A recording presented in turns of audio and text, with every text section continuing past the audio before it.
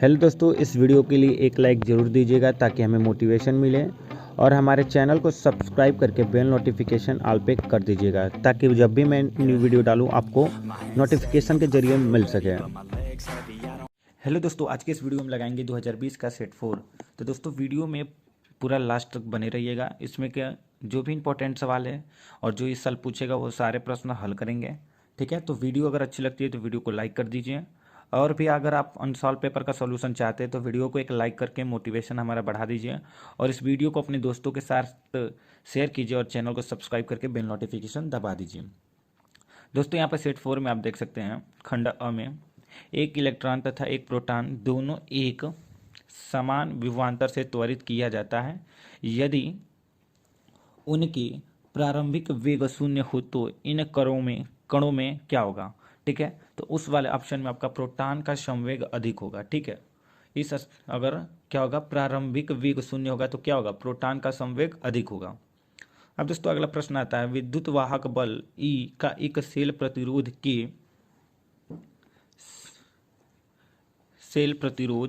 R के सिरे से जुड़ा है यदि सेल का टर्मिनल विभवांतर V हो तो सेल का आंतरिक प्रतिरोध क्या होगा।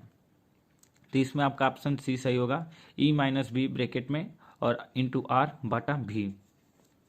अब दोस्तों अगला प्रश्न आता है ग एक शुद्ध प्रेरकत्व में औसत शक्ति क्षय होती है। तो दोस्तों शुद्ध प्रेरकत्व का भी फार्मूला आपको पता है कि प्रेरकत्व बराबर 1/2 Li²। ये आपको इंपॉर्टेंट है, ये याद रखना है, कई बार इस पर सवाल भी आ जाता है। हेनरी दे देता है और आपको एम्पियर दे देता है, प्रेरकत्व पूछ देता है। ठीक है, तो इस चीज़ को भी आप ध्यान में रखिएगा। दोस्तों नेक्स्ट आते हैं घ पे एक इलेक्ट्रॉन n बराबर 2 दिया है, कक्षा में n बराबर 4। तो दोस्तों यहाँ पे इसको n1 मान लेते हैं, इसको n2 मान लेते हैं। ठीक है, यहाँ पे n1 इसको n2 मान लेते हैं।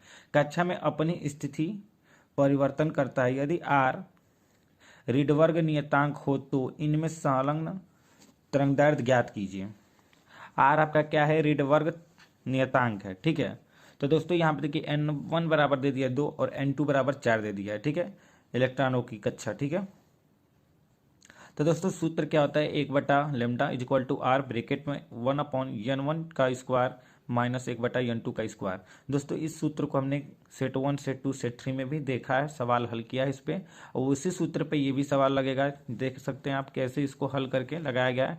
लास्ट में लैम्डा बराबर आपका 16/3 आ आएगा जो आपका ऑप्शन नंबर बी है जो कि एकदम राइट आंसर है। ठीक है, तो ये चीज़ आपका आंसर हो जाएगा। तो दोस्तों उम्मीद आपको ये समझ में आया होगा। आइए चलते हैं नेक्स्ट टॉपिक पे। दोस्तों हम लोग का अगला प्रश्न आता है ड निम्नलिखित में से कौन सी तरंग विद्युत चुंबकीय तरंगे हैं। तो दोस्तों उसमें आ जाता है ऊष्मा तरंगे। ठीक है, तो ये आपका ऑप्शन नंबर बी 2020 के चौथे सेट में आपका ऑप्शन नंबर बी सही है। ठीक है, तो इसको भी आप याद करिएगा, ये भी इंपॉर्टेंट है। आपको बताते चल रहा हूँ कौन मतलब ज़्यादा बार पूछा है, कौन काफ़ी इंपॉर्टेंट है उसको आप तैयार कर लीजिएगा। ठीक है, अब दोस्तों यहाँ पे दूसरा का देख लेते हैं खंड ब में। ये भी आपका 1 नंबर में आता है सवाल। एक बंद पृष्ठ के भीतर n वैद्युत द्विध्रुव रखे हैं, बंद पृष्ठ के निर्गत कुल वैद्युत फ्लक्स कितना होगा। तो कुल वैद्युत फ्लक्स फाई बराबर क्या होता है, कुल बद्ध आवेश बटा एप्सिलॉन नॉट।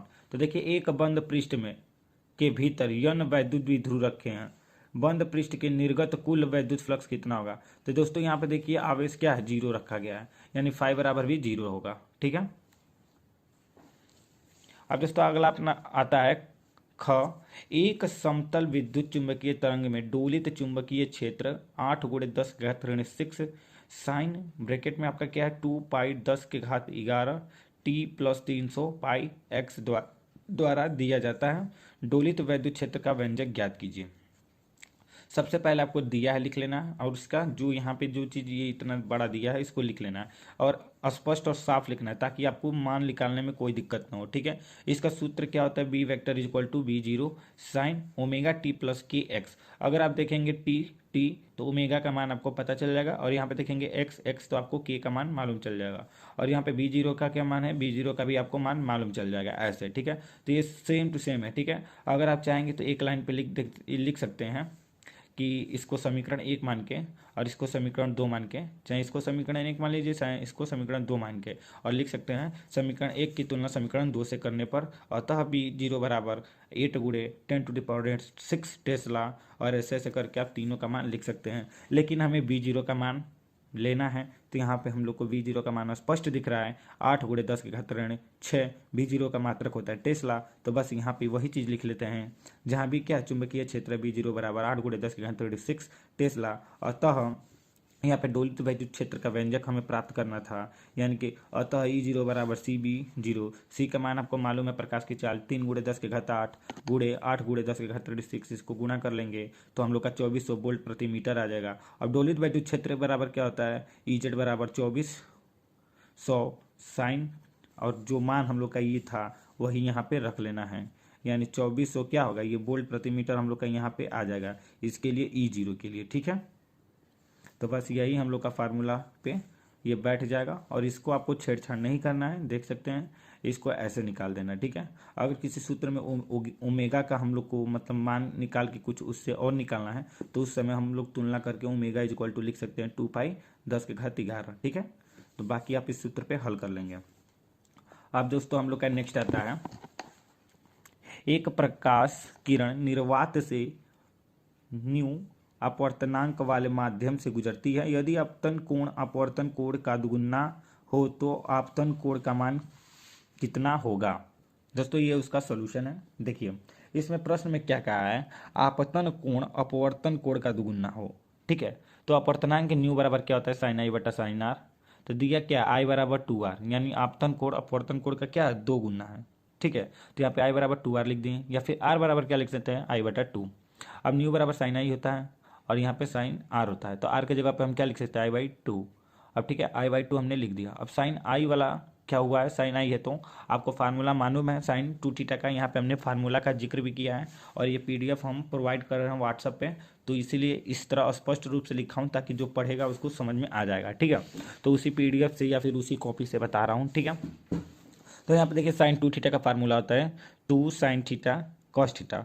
अगर हम यहाँ पे साइन 2θ का, अगर केवल साइन थीटा की बात की जाए साइन थीटा की, तो क्या हो जाएगा sine theta is equal to क्या होगा 2 sin θ/2 इंटू कॉस θ/2। बस अब यहाँ पे थीटा की जगह पे क्या आई है तो क्या होगा 2 sin i/2 और cos i/2, तो sin i/2 से sin i/2 या क्या हुआ है कट गया, बचा क्या है 2 cos i/2, यानी न्यू बराबर 2 cos i/2। बस वही चीज़ हो गया है, इसको इधर भेज के आई का मान ज्ञात कर लेंगे, तो आई बराबर क्या हो जाएगा 2 cos इनवर्स न्यू बटा 2, यही हम लोग का आंसर हो जाएगा। नेक्स्ट आता है, दिए गए अनुनादी LCR परिपथ में प्रवाहित धारा ज्ञात कीजिए। दोस्तों इसमें देखिए क्या क्या दिया है, इसमें दे दिया R बराबर 100 ओम और आपका हेनरी मतलब प्रेरकत्व तो यल दे दिया है। ठीक है, तो यल बराबर आपका कितना दिया है, ये एल अभी दिया नहीं है। ठीक है, एल हम लोग को यहाँ पे मतलब LCR परिपथ है। ठीक है, तो हम लोग को इसमें पूछा क्या गया है कि प्रवाहित धारा का मान ज्ञात करना है, मतलब अगर हम लोग को आई ज्ञात करना है ना, तो आई ज्ञात करने के लिए जो जो मतलब मान हम लोग को चाहिए वो सारा इसमें दिया गया है। ठीक है, तो हम लोग आर द्वारा मान आर और भी अगर हम लोग को मिल जाता है तो आई का मान हम लोग ज्ञात कर लेंगे। ठीक है, तो वही चीज़ यहाँ पे भी बराबर दे दिया 200 वोल्ट, आर बराबर दे दिया है 100 ओम, और LC मतलब ये संधारित्र है, ये प्रेरकत्व है, तो इस चीज़ से हम लोग को कोई मतलब नहीं है, केवल लिखना अनुनादी परिपथ में प्रतिबाधा Z बराबर R इज इक्वल टू 100 ओम, यानी R बराबर 100 ओम, तथा परिपथ में VRMS इज इक्वल टू मतलब वोल्ट कितना दिया है 200 वोल्ट। परिपथ में प्रवाहित धारा IRMS बराबर आई बराबर आप जानते हैं V/R होता है, तो बस V/ यहाँ पे Z लिखा गया है, तो कन्फ्यूजन होने की बात नहीं है। IRMS बराबर क्या होता है V/Z, तो V का मान 200, आई का मान जेड का मान कितना है 100, यानी आर बराबर या फिर जेड बराबर, तो जेड बराबर 100, यहाँ पे 00 से 00 कट के 2 आंसर आ जाएगा, तो IRMS बराबर 2 एम्पियर, ये आपका क्या है आंसर है। ठीक है, अब दोस्तों नेक्स्ट आता है हम लोग का, एक पश्च अभिनत एक PN संधि डायोड में धारा किस आवेश वाहक के कारण उत्पन्न कारण होता है, तो एक लाइन में लिख देंगे उष्मा जनित्र अल्पसंख्यक आवेश वाहकों के द्वारा। ठीक है, इतना ही लिखेंगे एक लाइन में, आंसर है बहुत ही सरल आंसर है, 1 नंबर का प्रश्न है तो एक ही लाइन में आंसर देंगे। केवल क्या लिखेंगे उष्मीय जनित्र अल्प संख्यक आवेश वाहकों के द्वारा। ठीक है, क्या होता है, एक पश्च अभिनत एक पीएन संधि डायोड में धारा किस आवेश वाहक के कारण होती है, तो किस आवेश वाहक के कारण होती है, उसमीय जनित अल्पसंख्यक आवेश के कारण। ठीक है, अब हम लोग का नेक्स्ट आता है एक प्रोटीन तथा एक अल्फा कण समान विभवांतर से त्वरित किया जाता है यदि उसका वेग क्रमशः वीपी तथा भी अल्फा हो तो वीपी एवं भी अल्फा में संबंध बताइए। अब दोस्तों यहाँ पे देखिए माना M P is equal to M और मान लेते हैं M alpha is equal to 4m। अब क्यों ये लिखा गया है, तो आपको ये चीज़ आपको समझ में नहीं आ रहा होगा, आपको बताते हैं तब समझ में आएगा। अब दोस्तों आप लोग कंफ्यूज हो रहेंगे कि एम पी और एम इसका क्या चक्कर है। तो देखिए यम द्रव्यमान है, ठीक है, और पी आपका क्या है, प्रोटॉन है, और ये अल्फा कण है। ठीक है, तो प्रोटॉन क्या है, जो प्रोटॉन का द्रव्यमान है और अल्फा कण का द्रव्यमान क्या है, 4 गुना है। तो ये दोनों तब जाके बराबर होगा, प्रोटॉन के द्रव्यमान के 4 गुना क्या होता है, 4 गुना क्या होता है, अल्फा कण का द्रव्यमान होता है।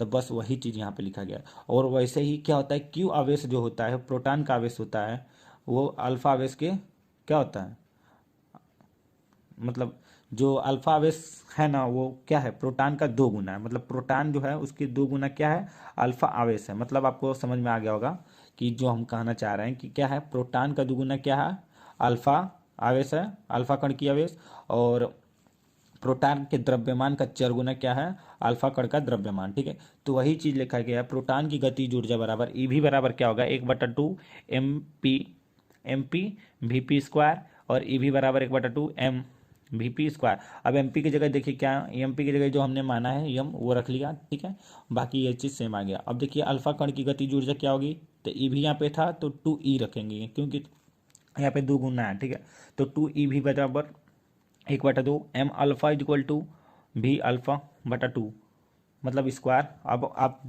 का अनुपात क्या पूछा था, भी अल्फा भी प्रोटॉन के बारे में। ठीक है, तो यहाँ पे भी वाले को सेक्शन को छोड़ते जाएंगे, इसमें कुछ नहीं रखना, केवल इसमें रख देंगे। अब यहाँ पे 4m रख लेंगे तो 2 से 2 देखिए कट जाएगा, तो फिर यहाँ पे बचेगा, लेकिन अभी नहीं काटना है हम लोग को, अभी इसके अनुपात में चेंज करना है। ठीक है, तो यहाँ पे आप काटिएगा मत, देखिए जैसे मैंने यहाँ पे छोड़ दिया। ठीक है, तो चूंकि जब अनुपात में करेंगे तो देखिए यहाँ पे 2 से 2 कटेगा, ई से ई, 2 से 2 नहीं कटेगा, सॉरी, ई से ई कटेगा, भी से भी कटेगा, यहाँ पे 1/2 बच जाएगा। यहाँ पे नीचे से 2 कटेगा, इसका भी 2 कटेगा, 1/4 ऐसे बच जाएगा। और यहाँ पे देखिए एम से एम कट जाएगा। ठीक है, और आपका ये चीज़ बच जाएगा।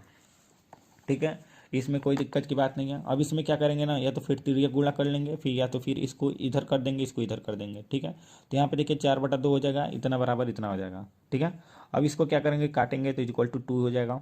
अब इसको बराबर क्या कर सकते हैं, √2 कर सकते हैं, यही हम लोग का वीपी और भी अल्फा में संबंध है। ठीक है, और अगर आप चाहें तो इसको ऐसे भी लिख सकते हैं, VP is equal to √2 V alpha. ठीक है, ये भी आप ऐसे लिख सकते हैं, मतलब √2 गुना होता है। ठीक है, तो दोस्तों अब आता है खंड श, लेंज का नियम क्या है, समझाइए कि लेंज का नियम ऊर्जा संरक्षण पर आधारित है। लेंज का नियम ऑलरेडी मैंने आपको बता रखा है, तो ये बताने की जरूरत नहीं है। अगर आपने नहीं देखा तो यूट्यूब पे वीडियो है, जाकर देख सकते हैं, फिर इसका स्क्रीनशॉट ले सकते हैं, पढ़ लीजिएगा। बाकी हम बताते रहते हैं लेंज का नियम एवं ऊर्जा संरक्षण। यांत्रिक कार्य करने में व्यय यांत्रिक ऊर्जा की वैद्युत ऊर्जा में परिवर्तित होकर प्रेरित विद्युत वाहक बल तथा प्रेरित धारा के रूप में प्राप्त होता है। इस प्रकार ऊर्जा केवल एक रूप से दूसरे रूप में परिवर्तित होता है, अतः लेंज का नियम ऊर्जा संरक्षण के नियम का पालन करता है। आप इसका स्क्रीनशॉट लेकर दोनों लिख लीजिएगा। आते हैं नेक्स्ट पे। दोस्तों हम लोग का ख कहता है हाइड्रोजन परमाणु की आयनन ऊर्जा 13.6 इलेक्ट्रॉन वोल्ट है, हीलियम परमाणु की आयनन ऊर्जा कितनी होगी। ठीक है, तो हाइड्रोजन परमाणु की आयनन ऊर्जा कितना है, 13.6 इलेक्ट्रॉन वोल्ट है। हीलियम परमाणु की आयनन ऊर्जा क्या होगी, ई इन्फिनाइट माइनस E1, तो 0 बराबर 0 माइनस क्या होगा, जेड स्क्वायर ब्रैकेट में -13.6 इलेक्ट्रॉन वोल्ट 1 का स्क्वायर, बस इतना हो जाएगा। तो हीलियम का परमाणु क्रमांक 2 होता है, तो जेड में क्या रखेंगे, 2 रख देंगे। ठीक है, तो हीलियम परमाणु की आयनन ऊर्जा क्या हो जाएगी, 2 का स्क्वायर इंटू 13.6 इलेक्ट्रॉन वोल्ट, बस इसको गुणा कर लेंगे तो 54.4 इलेक्ट्रॉन वोल्ट आंसर आ जाएगा। कोई दिक्कत नहीं है, कर लेंगे हल। नेत्र का दूरदृष्टि से क्या समझते हैं। ठीक है, दूरदृष्टि दोष से क्या समझते हैं, इसका निवारण कैसे किया जाता है। ठीक है, नेत्र का दूरदृष्टि दोष, इस दृष्टि दोष में मनुष्य को दूर की वस्तु स्पष्ट रूप से दिखाई पड़ती है परंतु नजदीक की वस्तु स्पष्ट रूप से दिखाई नहीं पड़ती है। इस दृष्टि दोष को दूरदृष्टि दोष कहते हैं। दूरदृष्टि दोष का निवारण, इस दोष का निवारण करने के लिए चश्मे में उपयुक्त फोकस दूरी के अवतल लेंस का प्रयोग किया जाता है। देख लेंगे यहाँ पे, इस दोष का निवारण करने के लिए चश्मे में उपयुक्त फोकस दूरी के उत्तल लेंस का प्रयोग किया जाता है। मतलब अगर आपको दूरदृष्टि दोष है तो आप उत्तल लेंस का चश्मा पहनेंगे ना तो आपको साफ दिखेगा। ठीक है, तो ये इसका निवारण हो गया। ठीक है, अब अगला आता है अथवा इसका गॉस की सहायता से बिंदु आवेश के कारण किसी बिंदु पर विद्युत क्षेत्र की तीव्रता ज्ञात कीजिए, तीव्रता का व्यंजक प्राप्त कीजिए, जो कि ये क्वेश्चन में था लेकिन ये गलत है। इसका प्रश्न इस प्रकार से होना चाहिए, गॉस के नियम की एक अनंत लंबाई में आवेशित तार के कारण किसी बिंदु पर विद्युत क्षेत्र की तीव्रता के लिए व्यंजक प्राप्त कीजिए। ठीक है, तो इसका हमने ऑलरेडी इस पर वीडियो डाल रखा है, इसको मैं एक बार आपको दिखा देता हूँ। दोस्तों, इस पर ऑलरेडी मैंने एक वीडियो बना रखा है जिसमें आपको बड़ी आसानी से समझाया हूँ, तो उसको आप देख लीजिएगा। बाकी ये आप ऐसा इसका देख सकते हैं। ठीक है, तो इसको अगर आप समझ लेते हैं तो बहुत ही ईजी रहेगा। ठीक है, तो अब दोस्तों यहाँ पे चौथा का क देखिए क्या कह रहा है। 100 वोल्ट 50 हर्ज वाले प्रत्यावर्ती धारा स्रोत से 10 ओम का प्रतिरोध तथा 1/10 पाई हेनरी का प्रेरक श्रेणी में जुड़ा है। परिपथ में औसत शक्ति हानि ज्ञात कीजिए। तो दोस्तों R बराबर 100 ओम दिया, प्रेरक तो L बराबर दे दिया 1/10 पाई, जिसका मात्रक हेनरी है। अब यहाँ पे आवृत्ति दे दिया है। ठीक है, 50 हर्ज, F बराबर 50 हर्ज, और यहाँ पे वोल्ट दे दिया यानी VRMS। तो औसत शक्ति हमें बतानी है, औसत शक्ति की हानि बतानी है। ठीक है, तो इसका हम लोग प्रतिबाधा निकाल लेंगे। Z बराबर, यहाँ पे देख सकते हैं ये Z बराबर का सूत्र है। तो यहाँ पे देखिए आपको पाई दिया है, F दिया है, L दिया है, सब चीज़ दे दिया है। ठीक है, आपको मान रख के हल कर देना।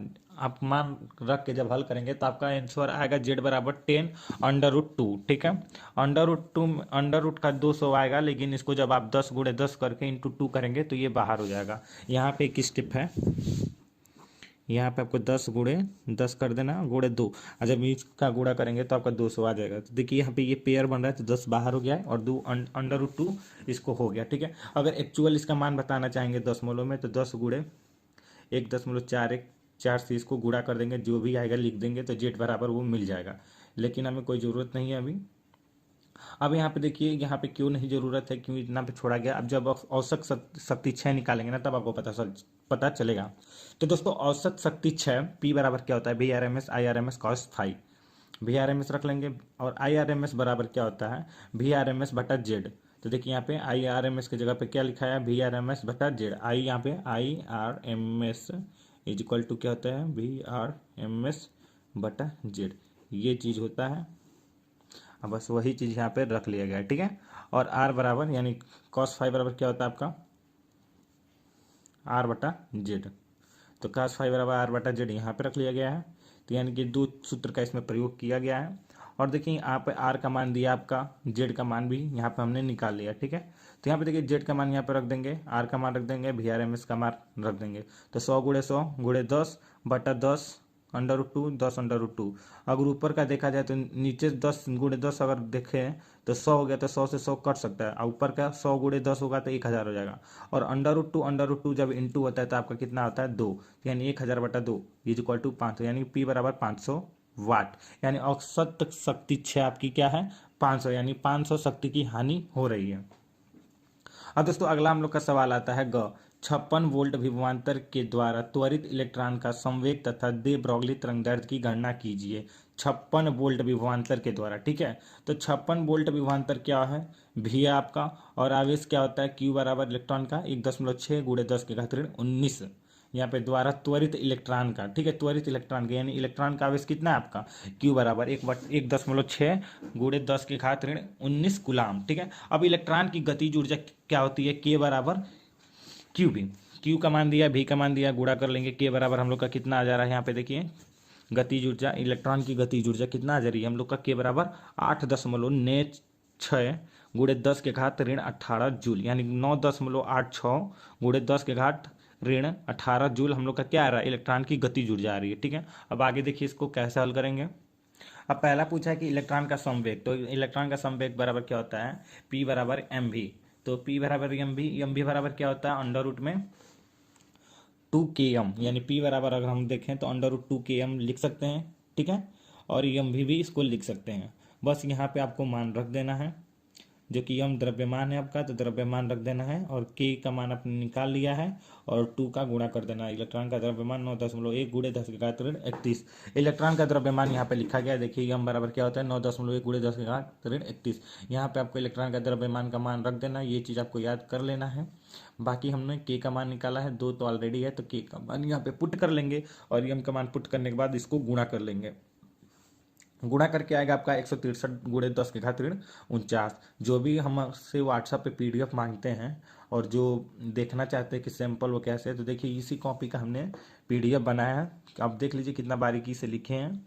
अगर आपको इसका PDF चाहिए तो आपको केवल 50 रुपये पेमेंट करने हैं, और उसका स्क्रीनशॉट हमें व्हाट्सएप पे भेजना है, और तुरंत मैं आपको PDF दे दूंगा व्हाट्सएप पे।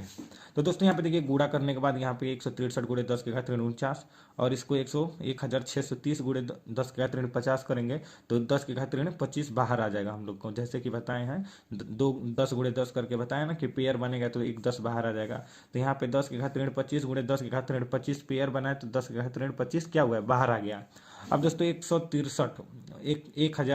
1630 का जब हम लोग अंडर रूट करेंगे तो 40.37 आएगा गुणे 10⁻25। अब इसी को P बराबर हम लोग क्या कर देंगे 4.04 गुणे 10⁻24। इसका मात्रक क्या हो जाएगा किग्रा मीटर सेकेंड इनवर्स, ठीक है। अब दोस्तों अगला हम लोग का आता है कि निकालने के लिए इलेक्ट्रॉन का द्वि ब्रॉगलिक तरंग। अब लेमडा बराबर क्या होता है, लेमडा बराबर 12.27/56, मतलब भी इसका होता है, इसका सूत्र क्या होता है, लेमडा बराबर 12.27 अंडर रूट में भी। तो भी का मान 56 है, यहाँ पर भी का मान 56 रख लेंगे, और इसी को जब हम लोग 56 को बाहर निकालेंगे अंडर रूट 2 से तो 7.48 आएगा। अब इसको इससे भाग दे देंगे, आपका कितना आ जाएगा 1.640, यानी कि लेमडा बराबर 1.64 एंगस्ट्रॉन आपका आंसर हो जाएगा। अब दोस्तों अगला प्रश्न आता है ड। वायु के सापेक्ष कांच का अपवर्तनांक 3/2 तथा जल का अपवर्तनांक 4/3 है। एक द्वि उत्तल लेंस के वक्र पृष्ठों की वक्रता त्रिज्या क्रमशः 20 सेंटीमीटर तथा 30 सेंटीमीटर है। इस लेंस की फोकस दूरी वायु में तथा जल में ज्ञात कीजिए। ANG बराबर दे दिया आपका 3/2 और ANW बराबर दे दिया 4/3। अब देखिए कैसे जानेंगे कि ANG दिया है क्या ANW दिया है। तो यहाँ पे देखिए वायु के सापेक्ष कांच का अपवर्तनांक, यानी एयर के सापेक्ष ग्लास का अपवर्तनांक, ए से हमने डिनोट किया एयर, अजी से क्या है ग्लास है, तो ANG बराबर क्या है 3/2 दिया है। अब यहाँ पे लिखा जल का अपवर्तनांक, यानी और यहाँ पे देखो वायु के सापेक्ष जल का अपवर्तनांक 4/3, यानी ANW, वो W से वाटर, ठीक है, तो 4/3 दे दी। अब पूछा द्वि उत्तल लेंस के वक्र पृष्ठों की वक्रता त्रिज्याएं क्रमशः, यानी त्रिज्या R1 R2 कितना है 20 सेंटीमीटर 30 सेंटीमीटर है, ठीक है। इन लेंस की फोकस दूरी वायु में तथा जल में ज्ञात कीजिए, ठीक है। तो बहुत ईजी है, 1/F बराबर सूत्र होता है ANG -1 और 1/R1 - 1/R2। यहाँ पे आप देख सकते हैं, इसको सूत्र को आप देख सकते हैं ANG, यानी ANG का मान आपको दिया ही है, तो यहाँ पे हम ANG का मान रख लेंगे और हल कर देंगे, तो आपका 24 सेंटीमीटर आंसर आएगा। देख लीजिएगा कैसे हल किया गया है, अपने कॉपी में एक बार आप हल करेंगे ना तो आपको पूरी अच्छी तरह से समझ में आ जाएगा। अब देख लेते हैं कि जल में फोकस दूरी कैसे ज्ञात करनी है। तो दोस्तों यहाँ पे देखिए जल में लेंस की फोकस दूरी क्या होगी, FW बराबर क्या होता है, ब्रैकेट में ANG/ANW -1 और 1/R1 - 1/R2। बस इसी को हल करेंगे, आपका आंसर आएगा 96 सेंटीमीटर। मैथमेटिक्स तो आप हल ही कर लेंगे, इसमें बताने की ज़रूरत नहीं है, वरना टाइम ज़्यादा लगेगा। बाकी आप PDF लेना चाह रहे हैं तो व्हाट्सएप पे मैसेज करके या फिर कॉल करके हमसे पूछ लीजिए। दोस्तों 5वां का क्या कह रहा है, प्रकाश विद्युत उत्सर्जन से संबंधित इलेक्ट्रॉन की अधिकतम गतिज ऊर्जा तथा आपतित प्रकाश की आवृत्ति में एक ग्राफ बनाइए। पहला, ग्राफ में दी ब्रॉगली देहली आवृत्ति दर्शाइए, यानी कि ग्राफ में देहली आवृत्ति दर्शाइए, पहला चीज़ हो गया। और दूसरा चीज़ आपको दिखाना है ग्राफ में ढाल का मान ज्ञात करना है, ठीक है। तो आपको ऐसे ग्राफ बना देना है, बहुत ही आसान है। देख लीजिए कितना छोटा सा में हो गया है। आपको पहला ग्राफ दिखा देना है और ये ढाल हो गया, ठीक है। इसका सेकेंड पॉइंट है यहाँ पे ढाल तो लिखे ही है, कोई बात नहीं, यहाँ पे सेकंड पॉइंट यहाँ पे लिखा गया आपको। तो फर्स्ट पॉइंट क्या कह रहा है, ग्राफ में देहली आवृत्ति दर्शाई है। तो देखिए ग्राफ में हमने देहली आवृत्ति यहाँ पे क्या किया, दर्शा दिया कि देहली आवृत्ति यहाँ पे है और ये हम लोग का क्या है, ग्राफ है। यानी कि हमारा पहला काम यहाँ पे खत्म हो जा रहा है। दूसरा काम कह रहा है कि ग्राफ में ढाल का मान ज्ञात कीजिए। तो ग्राफ में ढाल यानी ग्राफ की ढाल टेन थीटा बराबर क्या होता है, H/E, यानी प्रवणता टेन थीटा बराबर H/E। यही हम लोग का ढाल है जिसको हम लोग प्रवणता भी कहते हैं।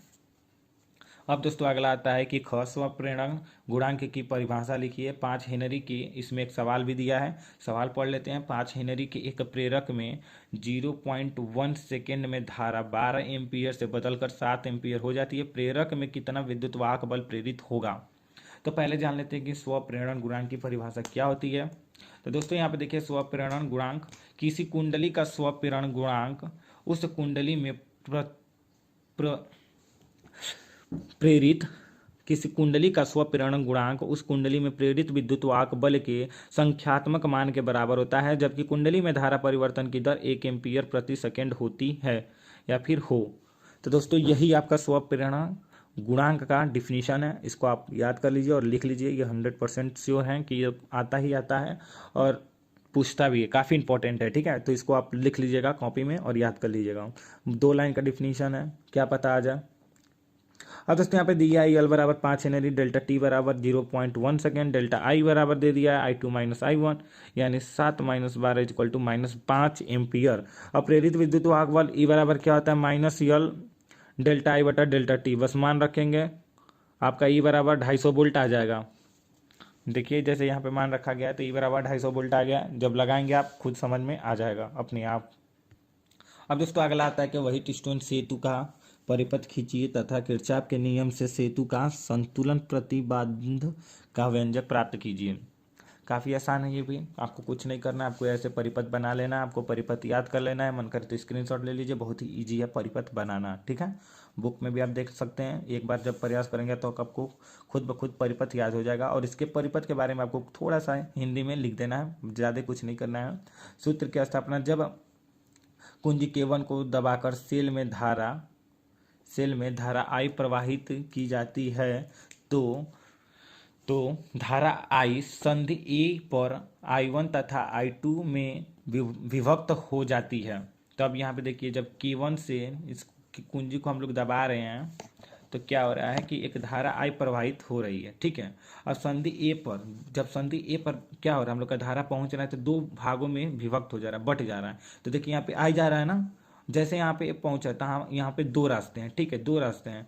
तो अभी तो हमारे यहाँ पे जाते जाते जब मोड़ आया तो आप सोचेंगे कि इधर जाए कि इधर जाए, तो आपको, लेकिन यहाँ पे क्या हुआ है, धारा है तो जिधर पाएगा उधर ही भगेगा। जैसे मान लीजिए अगर यहाँ पे हमने कोई पाइप बिछाया और इधर भी एक पाइप है और इधर भी पाइप है। ठीक है, बीच में हम पानी क्या कर रहे हैं, पानी फ्लो कर रहे हैं, मतलब बहा रहे हैं। ठीक है, तो जाहिर सी बात है पानी दोनों रास्ते में जाएगी, तो बस वही इस रास्ते का I1 मान लीजिए, इस रास्ते को I2 मान लीजिए। ठीक है, बाकी I1 इसमें भी बहेगा और इसमें I1, इसमें I1, I2 ऐसे बहेगा। ठीक है, तो बस वही चीज़ लिखा है कि I1 तथा I2 में विभक्त हो जाता है। धारा I1 प्रतिरोध P से होकर तथा धारा I2 प्रतिरोध R से होकर, यहाँ पे देखिए कैपिटल R रहना चाहिए, कैपिटल R से होकर प्रवाहित होती है। संतुलन की अवस्था में विकर्ण VD में कोई धारा नहीं प्रवाहित होती, अतः प्रतिरोध Q व S में क्रमशः धारा I1 व I2 बहती है। ठीक है, अब यहाँ पे लिख देना है किरचॉफ के द्वितीय नियम से, बंद पास ABDA में I1 P minus I2 R = 0, I1 P = I2 R। समीकरण 1, बंद पास BCDB में I1 Q minus I2 S = 0 और फिर I1 Q = I2 S। अब आपको समीकरण इसको 2 मान लेना है, समीकरण 1 डिवाइडेड बाई समीकरण 2, यानी कि I1 से I1 यहाँ पे कट जा रहा है और I2 से I2 कट जा रहा है। देखिए इससे ये कट जाएगा, इससे ये कट जाएगा, बचेगा क्या, P/Q R/S। बस यही लिख देना है, P/Q = R/S। यही सेतु के संतुलन की शर्त है। अब दोस्तों इसके अथवा में एक और प्रश्न दिया था, एक तार के अनुप्रस्थ काट का क्षेत्रफल 1 × 10⁻⁷ मीटर स्क्वायर तथा तार में मुक्त इलेक्ट्रॉन की संख्या 2 × 10⁻28 प्रति मीटर क्यूब है। तार में 3.2 एम्पीयर विद्युत धारा प्रवाहित हो रही है। ज्ञात कीजिए कि तार में धारा घनत्व, इलेक्ट्रॉनों का अनुगमन वेग। अब दोस्तों यहाँ पे देखिए क्षेत्रफल दिया है, अनुप्रस्थ काट का क्षेत्रफल जिसको हमने ए से डिनोट किया जाता है। ठीक है, तो देखिए कैसे कैसे पता करेंगे, आपको क्या दिया है, अनुप्रस्थ काट का क्षेत्रफल यानी ए बराबर दे दिया 10⁻7, एक है तो एक का कोई मतलब नहीं है। अब देखिए यहाँ पे क्या लिखा है, मुक्त इलेक्ट्रॉनों की संख्या, संख्या मतलब यन, जब भी कहीं संख्या आ जाए और उसके आगे कुछ ऐसे दे दे तो आप समझिए कि यन बराबर दिया। ठीक है, तो यन बराबर कितना हो गया, 2 × 10⁻28। अब यहाँ पे तार में धारा एम्पियर, एम्पियर आप तो जानते हैं आई से डिनोट किया जाता है, बराबर 3.2 एम्पियर हो गया। अब पूछा क्या है, विद्युत धारा परिपथ हो रही है। ठीक है, एम्पियर। तार में धारा घनत्व, धारा घनत्व पूछा है। ठीक है, धारा घनत्व को कई चीज़ों से डिनोट किया जाता है, कभी सिग्मा तो कभी जो भी होगा। ठीक है, तो यहाँ पे जे से हमने डिनोट किया है। ठीक है, अब यहाँ पे तारों इलेक्ट्रॉनों का अनुगमन में यानी वीडी पूछा है। अनुगमन में तो आपने पढ़ा भी है, सूत्र सवाल उस पर हर एक चीज़, तो उसको वीडी से डिनोट किया जाता है। अब यहाँ पे धारा घन तो जे बराबर क्या होता है, आई बटाए, तो आई का मान ए का मान दोनों मालूम है, आपको रख लेना है, बाकी कुछ नहीं करना, डिवाइडेड कर देना, कट जाएगा, जो बचेगा आपका वही आंसर है। तो जे बराबर यानी धारा घन तो कितना है, जे बराबर 3.2 × 10⁻7 एम्पियर प्रति मीटर स्क्वायर, ये हम लोग का आंसर हो जाता है पहले पॉइंट का। दूसरा पॉइंट का क्या होता है, इलेक्ट्रॉनों का अनुगमन वेग का, वीडी बराबर क्या होता है, आई बटा ए, यानी बस ए का मान मालूम है, एन का मान मालूम है, आई का भी मान मालूम है, लेकिन ई का मान मालूम नहीं है। लेकिन आप ये जानते हैं ई का मान क्या होता है इलेक्ट्रॉन का, 1.6 × 10⁻19। बस यही चीज़ रख लेना है, जो कटेगा काट देना है, जो बचेगा उसको लिख लेना है। ठीक है, तो जब कटेगा काट दीजिए, जो बचेगा उसको लिख लीजिए, बाकी आप हल करेंगे तो इसका वी डी बराबर कितना आ जाएगा, 1 × 10⁻2 मीटर सेकेंड इनवर्स। ठीक है, आपका यही आंसर आ जाएगा। अब दोस्तों यहाँ पे ड क्या रहा है, ड देख लेते हैं फटाफट, ये खत्म हो जाएगा हम लोग का पांचवा, बाकी कल देख लेंगे हम। तो दोस्तों यहाँ पे कह रहा है, एक खगोलीय दूरदर्शी में अभिदृश्य की फोकस दूरी 1.0 मीटर है। जब अंतिम प्रतिबिंब स्पष्ट दृष्टि की न्यूनतम दूरी पर बनता है तब लेंसों के बीच की दूरी 1.05 मीटर होती है। नेत्रिका की फोकस दूरी तथा दूरदर्शी की आवर्धन क्षमता ज्ञात कीजिए। ठीक है दोस्तों, ये उस प्रश्न का सॉल्यूशन है। इसमें दिया है क्या, F0 बराबर 1 मीटर और यल बराबर यानी F0 plus UE is equal to 1.05 metre. अतः UE बराबर क्या हो जाएगा, 1.05 माइनस आई 1, यानी कि UE बराबर क्या होगा, 0.05 मीटर। तथा VE बराबर क्या होता है, डी बराबर आपको पता है न्यूनतम दूरी यानी 25 सेंटीमीटर, मीटर 25 सेंटीमीटर, जब इसको मीटर में बदलेंगे तो 0.25 मीटर हो जाएगा। खगोलीय दूरदर्शी की आवर्धन क्षमता का सूत्र क्या होता है, एम बराबर माइनस एफ, आपको हमने पहले भी दूरदर्शी का फार्मूला बता रखा था। ठीक है, एम बराबर क्या होता है, माइनस F0 बटा UE, बस इसका मान रखेंगे, यानी 1.00 बटा 0.05, इसको कट पिट करेंगे तो आपका -20 आ जाएगा। तथा यम बराबर आवर्धन क्षमता। ठीक है, और अगर हम लोग देखें तथा इसको अलग एक और, तथा यम बराबर क्या होता है, -F0 बटा, अब देखिए आवर्धन क्षमता, अब इसमें हमको क्या ज्ञात करना है, यफ ही ज्ञात करना है। ठीक है, तो यफ ही ज्ञात करने के लिए क्या होगा, आवर्धन क्षमता का एक और सूत्र होता है, यम बराबर -F0 बटा Fe, ब्रैकेट 1 प्लस Fe बटा डी। बस जो Fe का मान हमें नहीं मालूम है, बाकी सबका मान मालूम है, तो सबका मान यहाँ पे रख लेंगे, पुट कर लेंगे। तो -20 यम का मान हमने यहाँ से निकाला था, इसको पुट कर लिए, यहाँ पे देखिए, यहाँ पे पुट कर लिए, और F0 का मान यहाँ पुट कर लिए, डी का मान यहाँ पुट कर लिए, जो हमने डी का मान ऊपर निकाला था यहाँ पे देख सकते हैं 25 सेंटीमीटर, इसको यहाँ पुट कर लिए। बस इसी को अब गुणा भाग करेंगे, यहाँ पे देखिए Fe का जब गुणा होगा तो 1 Fe, और Fe से Fe कट जाएगा तो 1/25 यहाँ बचेगा। ठीक है, 0.25 बचेगा। ठीक है, अब बस इसी को हल करेंगे, यहाँ पे जाएंगे तो हम लोग का लास्ट में आएगा एक ही आंसर, Fe बराबर 6.25 सेंटीमीटर, यही हम लोग का क्या होगा, आंसर हो जाएगा। तो दोस्तों आइए देख लेते हैं खंड य में 6 प्रश्न। तो दोस्तों ये फिजिक्स का सेट 4 है 2020 का। ठीक है, तो यहाँ पे काला संबंध स्रोत से आप क्या समझते हैं, स्टैटिक व्यतिकरण पैटर्न प्राप्त करने के लिए आवश्यक प्रतिबंधों को लिखिए। दिखाइए कि यंग की द्विरेखा छिद्र प्रयोग में दीप्त तथा अदीप्त फ्रिंजों की चौड़ाई की गणना कीजिए। अब दोस्तों इसमें 3 चीजें पूछी गई हैं। ठीक है, और ये 5 नंबर में है आपका। ठीक है, पहला आपको बताना है काला संबंध स्रोत से आप क्या समझते हैं, ये चीज। दूसरा आपको बताना है कि व्यतिकरण पैटर्न प्राप्त करने के लिए आवश्यक प्रतिबंधों, इसका एक और हेडिंग होता है प्रकाश के व्यतिकरण की शर्तें, तो आपको ये भी बताना है। और दूसरा चीज जो आपको बताना है, दीप्त तथा अदीप्त फ्रिंज की चौड़ाई की गणना करनी है। ठीक है, तो ये 3 चीजें बताना है और 5 नंबर का सवाल है, बहुत ही अच्छा सवाल है, आप लोग देखेंगे। पहले हम लोग जान लेंगे कि काला संबंध स्रोत होता क्या है। काला संबंध स्रोत ऐसे दो तरंग उत्पादक स्रोत जिनकी प्रारंभिक कलाओं का अंतर, ऐसे दो तरंग उत्पादक स्रोत मतलब कौन सा तरंग जो उत्पादक करता है, मतलब स्रोत उत्पादन करता हो। ठीक है, ऐसे दो तरंग उत्पादक स्रोत अंतर अंतर समय के साथ स्थिर बना रहता है। क्या कह रहा है, ऐसे दो तरंग उत्पादक स्रोत अंतर समय के साथ स्थिर बना रहता है, अर्थात कालांतर सदैव स्थिर रहता है, काला संबंध स्रोत कहलाता है। अब देखिए काला संबंध स्रोत मतलब आप ये समझ लीजिए कालांतर यानी अंतर, मतलब अंतर समय के साथ स्थिर बना रहता है, इसी को क्या कहते हैं, कालांतर कहते हैं, यानी काला संबंध स्रोत कहते हैं। ठीक है, अब प्रकाश में व्यतिकरण की शर्तें क्या होती हैं, तो दोस्तों ये 4 शर्तें होती हैं प्रकाश तरंगों के व्यतिकरण के लिए, निम्नलिखित शर्तें अथवा प्रतिबंध हैं। पहला शर्त क्या कहता है, दोनों तरंगों की आवृत्तियां अथवा तरंगदैर्ध्य बराबर होनी चाहिए। दूसरी शर्त कहता है दोनों तरंगों के आयाम बराबर अथवा लगभग बराबर होनी चाहिए, यानी कि आयाम या तो बराबर हो या फिर लगभग बराबर, यानी थोड़ा कम भी हो सकता है या फिर थोड़ा अधिक भी हो सकता है, लेकिन लगभग बराबर भी हो सकता है। तीसरा कहता है दोनों प्रकाश के स्रोत के बीच दूरी बहुत कम होनी चाहिए। और चौथा शर्त कहता है दोनों प्रकाश स्रोत अत्यंत संकीर्ण होने चाहिए। दोस्तों ये चीजें हो गई। ठीक है, इसको आप कॉपी में लिख लीजिएगा। और आते हैं कि आपको दीप्त फ्रिंजों की चौड़ाई कैसे ज्ञात करनी है।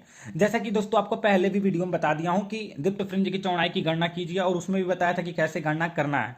आपको सिंपली मिलता था एम एक्स एम बराबर एम लेमडा डी, अगर एम मानते हैं तो एम तथा एम प्लस 1, ये आपका दीप्त के लिए था, तो बस एम प्लस 1 एक में रख दीजिए, एम रख दीजिए बस आप। और उसके बाद दीप्त फ्रिंज की चौड़ाई क्या होगी, डब्ल्यू बराबर X M plus 1 minus X M. अब जो यहाँ पे अगर आप अदीप्त फ्रिंज के लिए क्या लेंगे, वही अदीप्त फ्रिंज का मान यहाँ पे धर देंगे, सेम प्रोसेस है, उसका हल हो जाएगा।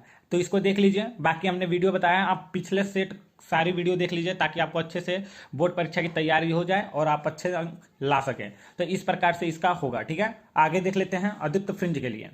अब दोस्तों यहाँ पे देखिए अदीप्त फ्रिंजों की चौड़ाई की गणना, माना यम वी तथा यम प्लस 1 भी अदीप्त फ्रिंज की स्थित है, यम एक्स यम तथा एक्स एम प्लस 1 तब एक्स एम बराबर इतना और एक्स एम प्लस 1 बराबर इतना, तब अदीप्त फ्रिंज के लिए सेम वही चीज है, डब्ल्यू बराबर X M plus 1 minus X M, और एक्स एम का मान रख लेंगे, एक्स एम प्लस 1 का मान रख के घटा उठा देंगे, तो यहाँ पे देखेंगे तो आपको दोनों बराबर मिलेगा। इस प्रकार दीप्त अथवा अदीप्त फ्रिंजों की चौड़ाई समान होती है, बस इतना ही लिख देना है। ठीक है, अब दोस्तों इसके आगे आता है अथवा में एक और प्रश्न आता है 5 नंबर में। इसमें क्या कहते हैं, एक पतले झिर्री द्वारा पर्दे पर बने विवर्तन प्रतिरूप की वितरण का आरेख बनाइए, मतलब आपको एक ग्राफ बना देना है। ठीक है, किसका, तो एक पतले झिर्री द्वारा पर्दे पर बने विवर्तन, ये काफी इंपॉर्टेंट है, इस आपको 1-2 और सेट में अभी देखने को मिलेगा। ठीक है, अगर यूपी बोर्ड का जो पेपर मॉडल पेपर बनता है या फिर पेपर बनता है ना, तो उसमें से ना 2 से 3 सेट में लड़ता है। ठीक है, तो ये काफी इंपॉर्टेंट है, इसको आप ध्यान से देखिएगा। ठीक है, 5000 एंगस्ट्रॉम तरंगदैर्ध्य का प्रकाश इतना चौड़ी झिर्री पर अभिलंबवत पड़ता है। द्वितीयक निम्निष्ठ की कोणीय स्थिति तथा केंद्रीय उच्चिष्ट की कोणीय चौड़ाई की गणना कीजिए।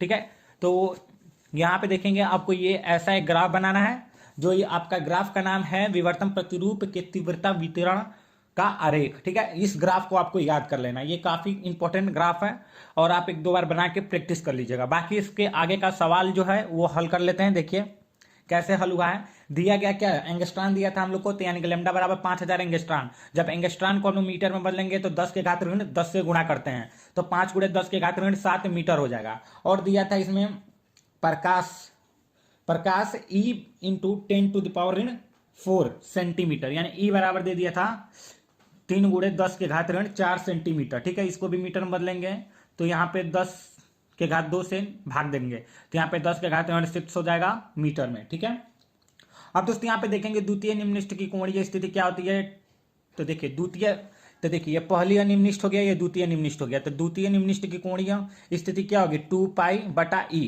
तो यहाँ पे देखिए E, ठीक है, तो 2π पाई बोल रहे हैं हम, ये एंगस्ट्रॉन लैम्डा है, तो यहाँ पे देखिए 2 λ/E यानी कि द्वितीय निम्निष्ठ। ठीक है, तो यहाँ पे क्या लिखा है, द्वितीय निम्निष्ठ की कोणीय स्थिति, तो यहाँ पे देखिए पहला है और ये द्वितीय है, तो यहाँ पे द्वितीय क्या है 2 λ/E, तो यहाँ पे 2 λ/E, लैम्डा का मान यहाँ से रख लेंगे और E का मान यहाँ से रख लेंगे, इसको हल करेंगे तो 0.33 रेडियन हम लोग का आंसर आ जाएगा। अब देखिए कोणीय उचिष्ट, केंद्रीय उचिष्ट की कोणीय चौड़ाई। अब केंद्रीय उचिष्ट की कोणीय चौड़ाई क्या होगी, तो 2 लैम्डा अपॉन ई सेम होगी, ठीक है। अब मुख्य उचिष्ट है, ऐसे ही मतलब इधर से अगर देखेंगे तो उचिष्ट में जा रहा है, ठीक है। तो इस प्रकार से इसका भी सेम होता है, ठीक है। यहाँ पे देखिएगा स्थिति है और ये चौड़ाई है, ठीक है। तो ये जो स्थिति है ये निम्निष्ठ है और जो यहाँ पे चौड़ाई वो क्या है, उचिष्ट है। तो यहाँ पे 2 लैम्डा अपॉन ई हो जाएगा, तो सेम वही मान रखेंगे तो आपका सेम वही आंसर आएगा, ठीक है। अब दोस्तों 7वां प्रश्न निकल के आता है, पीएन संधि डायोड के लिए पूर्ण तरंग डिस्टकारी का परिपथ आरेख खींचिए, कार्यविधि समझाइए, निवेशी तथा निर्गत वोल्टताओं के तरंग रूप भी दिखाइए। आइए इसको देख लेते हैं। अब दोस्तों यहाँ पे देखिए निवेशी तथा निर्गत वोल्टताओं के तरंग रूप, जो तरंग रूप पूछा था वो है। बाकी आपको आरेख बनाइए और कार्यविधि बनाइए, हमने आपको क्या किया सेट 3 में, जो कि उसका कोड 346 XU था, उसमें आपको बता दिया, वो आपको प्रश्न संख्या 9 में था, ठीक है। तो ये चीजें आपको बता दी थी, कार्यविधि और आरेख बनाना, ठीक है। तो यहाँ पे विवर्तन प्रतिरूप जान लेते हैं, ठीक, विवर्तन सॉरी, यहाँ पे वोल्टताओं के तरंग रूप जान लेते हैं निवेशी और निर्गत के लिए। तो देखिए निवेशी यह है, निर्गत यह है, और ये निवेशी वोल्टेज है। तो इस प्रकार से ये यहाँ से उठ के जाता है, ठीक है, और फिर नीचे आता है, फिर ऊपर जाता है, फिर नीचे आता है, फिर ऊपर जाता है। लेकिन निर्गत वोल्टेज में केवल क्या होता है, ऊपर ऊपर जाता है। तो इसको आपको याद रखना, ठीक है। ये निवेशी वोल्टेज है और ये निर्गत वोल्टेज है। तो दोस्तों ये भी आपका हो गया। अब आते हैं प्रश्न संख्या 8 पे। किसी संधारित्र की वैद्युत धारिता की परिभाषा दीजिए। 1 फैराड वैद्युत धारिता से क्या तात्पर्य है। किसी समांतर प्लेट संधारित्र की दोनों प्लेटों के बीच आंशिक रूप से परावैद्युतांक रखा हो तो संधारित्र की धारिता का व्यंजक प्राप्त कीजिए। ये चीजें हैं, ठीक है। तो आपको यहाँ पे देखिए संधारित्र की वैद्युत धारिता क्या होती है। किसी संधारित्र की वैद्युत धारिता C उसे दिए गए आवेश Q तथा उसके कारण संधारित्र की प्लेटों के बीच विभवांतर के अनुपात के बराबर होता है। यानी संधारित्र की धारिता C बराबर Q अपॉन V।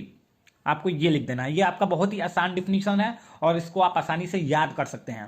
दोस्तों अब अगला आता है 1 फैराड। 1 फैराड का हम लोग को डिफिनीशन लिखना है। तो यहाँ पे देखिए अगर हम Q1 बराबर 1 रख दें और V बराबर 1 रख दें तो हमें C बराबर क्या होगा, 1 प्राप्त होगा, यानी 1 फैराड प्राप्त होगा। तो बस इसी चीज को लिख देना है। यदि किसी संधारित्र की प्लेटों के 1 कूलाम आवेश देने पर उसकी प्लेटों के बीच विभवांतर 1 वोल्ट हो तब संधारित्र की धारिता 1 फैराड होती है। जैसा कि आप देख सकते हैं C बराबर 1/1 इक्वल टू 1।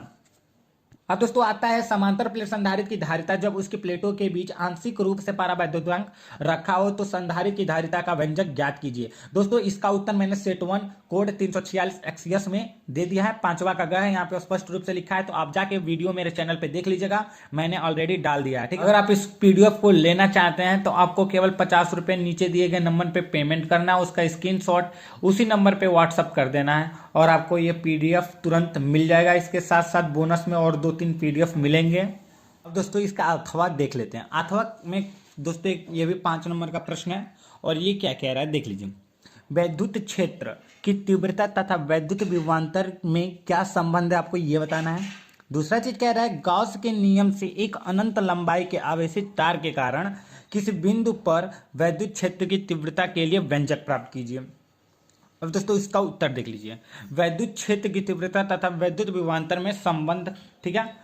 दोस्तों यहाँ पे आपको एक ले लेना है प्लस Q आवेश और उसको बिंदु O मान लेना है और उससे x दूरी पर आपको एक और बिंदु ले लेना है जिसको A मान लेना है और उस पर Q0 ले लेना है, ठीक है। और इन दोनों पे आपको इसके विपरीत अगर आप देखेंगे इसके आगे तो यहाँ पे आपको क्या प्राप्त होगा, यहाँ पे आपको वैद्युत क्षेत्र E दिख रहा है और वैद्युत क्षेत्र E आपका इधर जा रहा है, मतलब वैद्युत क्षेत्र इधर जा रहा है। लेकिन इसके विरुद्ध अगर आप इधर लेंगे विस्थापन करेंगे तो आपका ये dx दूरी है और इन दोनों के बीच की दूरी x है। बस उसी चीज को यहाँ पे लिखा गया है। माना कि किसी बिंदु O पर प्लस Q आवेश है, इससे x दूरी पर बिंदु A पर Q0 आवेश स्थित है। Q0 आवेश को वैद्युत क्षेत्र के विरुद्ध अल्प दूरी dx विस्थापित करने पर विभव V से dV प्लस V हो जाती है, यानी कि V से इधर ले जा रहे हैं तो dV प्लस V हो जा रहा है। दोनों बिंदुओं के बीच विभवांतर, अब दोनों बिंदुओं के बीच अगर विभवांतर देखेंगे तो इसको इसमें से घटा देंगे, यानी कि V plus dV minus V, तो क्या हमें प्राप्त होगा, dV प्राप्त होगा, ठीक है। तो हमें दोनों बिंदुओं के बीच विभवांतर कितना मिल गया, dV डेल्टा V।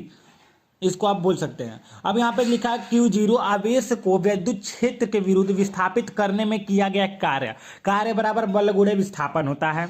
तो dw बराबर बल क्या है आपका F है, और आपका विस्थापन कितना हो रहा है dx हो रहा है। तो यहाँ पे माइनस dx, क्योंकि विपरीत हो रहा है, मतलब देख रहे हैं ना विपरीत, इधर ना कि इधर हो रहा है, यानी माइनस दिशा में हो रहा है। तो माइनस, माइनस आपका क्या है, चिन्ह बताता है कि विपरीत दिशा में हो रहा है, विस्थापन विपरीत दिशा में हो रहा है, माइनस बस यही बता रहा है, ठीक है। तो यहाँ पे माइनस का चिन्ह ध्यान रखेंगे, यहाँ पे आपको केवल दिशा बता रहा है कि विपरीत दिशा में हो रहा है। तो बल यह बराबर आपका क्या हो गया, बल Q0 इंटू E। अब यहाँ पे आपका इसको समीकरण 1 मान लेना है। यहाँ पे लिखा गया स्पष्ट रूप से, यहाँ ऋण चिन्ह यह बताता है कि विद्युत क्षेत्र और विस्थापन की दिशाएं विपरीत हैं, परंतु कार्य बराबर क्या होता है, आवेश गुणे विस्थापन। तो dw बराबर क्या होगा, Q0 इंटू dv। इसको समीकरण 2 मान लेना है, ये एक और कार्य का फार्मूला है। और समीकरण 1 और 2 से जब आप करेंगे तो यहाँ पे देखिए Q0 बराबर, यहाँ पे देख सकते हैं Q0E, यहाँ पे देखिए dw, यहाँ पे भी देखिए dw। तो यहाँ पे इसके बराबर क्या हो जाएगा, ये इसके बराबर हो जाएगा। तो Q0 से Q0 कट जाएगा, आपका मिलेगा E into minus dx is equal to dv। अब बस उसी चीज को अगर आप कर देंगे तो यहाँ पे देखिए E into minus D X equal to D B, तो E बराबर minus D upon D B बटा डी एक्स। यही विद्युत क्षेत्र की तीव्रता, यानी तीव्रता क्या है विद्युत क्षेत्र का E है, और विभवांतर आपका V है, यानी कि यही विद्युत क्षेत्र की तीव्रता और विभवांतर में संबंध है। अब दोस्तों यहाँ पे देखिए अनंत लंबाई की आवेशित तार के कारण किसी बिंदु पर विद्युत क्षेत्र की तीव्रता ज्ञात करना आपको पहले ही बता चुका हूँ, और ये आपको सेट 4 में भी मिल जाएगा, तीसरा का प्रश्न संख्या, तीसरा का घ में, ठीक है। और इसका विस्तार से हमने वीडियो भी डाला है समझा के, तो आप वहाँ पे आप मेरे चैनल पे जाकर आप वीडियो भी देख सकते हैं।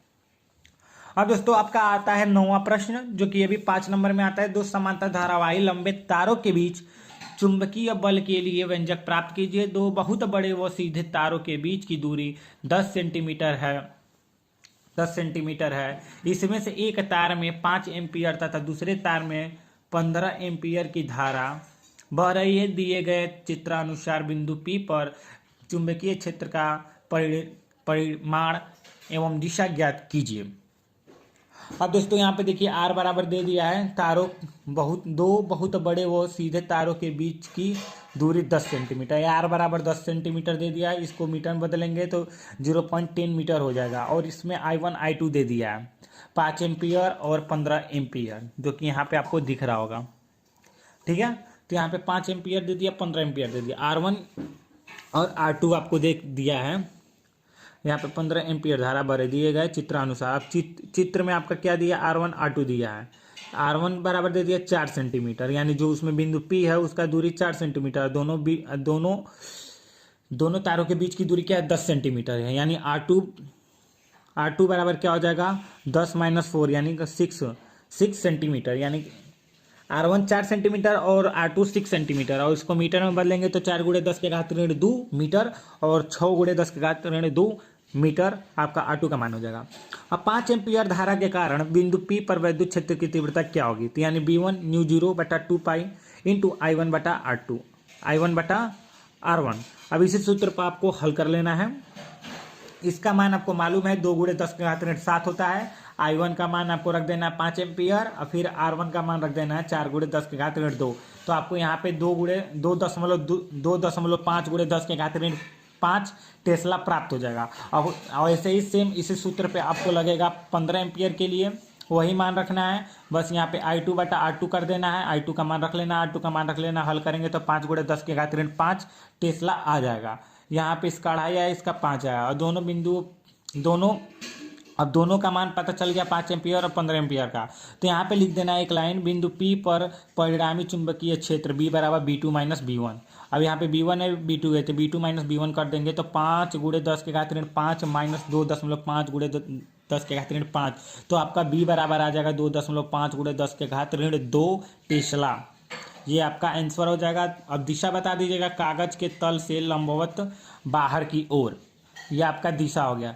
तो ये आपका न्यूमेरिकल पॉइंट सॉल्व हो गया। अब आते हैं थ्योरिकल पॉइंट पे। दो समांतर, जो आपका सिद्धांत कह लीजिए या फिर डेरिवेशन कह लीजिए, दो समांतर धारावाही लंबे तारों के बीच चुंबकीय बल के लिए व्यंजक प्राप्त कीजिए। निगमन। अब दोस्तों यहाँ पे देखिए, दो समांतर तारों के बीच बल। अब यहाँ पे दो समांतर तार ले लिए हमने, ठीक है। और इसमें देख ही सकते हैं आपका बल F है और यहाँ पे B1 I1 ऐसे दिया गया है, ठीक है, I1 I2। तो यहाँ पे देखिए क्या लिखा गया है, माना दो लंबे समांतर व सीधे चालक तार AB व CD निर्वात तथा वायु में पास पास कागज के तल में रखे हैं, जिसमें क्रमशः I1 व I2 एम्पीयर की धाराएं और तथा सिरों के बीच दूरी r मीटर है। बायो सावर्ट के नियमानुसार चालक तार AB की धारा I1 के कारण चालक तार CD के कारण किसी बिंदु पर चुंबकीय बल क्षेत्र B1 equal to μ0/2π×I1/r Newton, इसका मात्रक होता है न्यूटन प्रति एम्पियर मीटर। अब यहाँ पे लिख देना, आपको थोड़ा सा लिखना है, चालक तार CD में धारा I2 है तो चुंबकीय बल क्षेत्र B1 के लंबवत है, अतः चालक तार CD के L लंबाई पर चुंबकीय क्षेत्र B1 के कारण लगने वाला बल F बराबर I2B1 L साइन 90 डिग्री। अब इसको जब 90 डिग्री को हटाएंगे तो I2B1 L हो जाएगा और इसका इक्वल टू आपको ये वाला मान रख देना है। यहाँ पे देखिए B1 का मान आपको यहाँ पे पुट कर देना है और यहाँ पे जब B1 का मान पुट करेंगे तो μ0/2π और यहाँ पे देखिए I2 है तो आपका यहाँ पे I1 I2 हो जाएगा बटा R हो जाएगा और यहाँ का L यहाँ पे L हो जाएगा और इसका मात्रक न्यूटन हो जाएगा।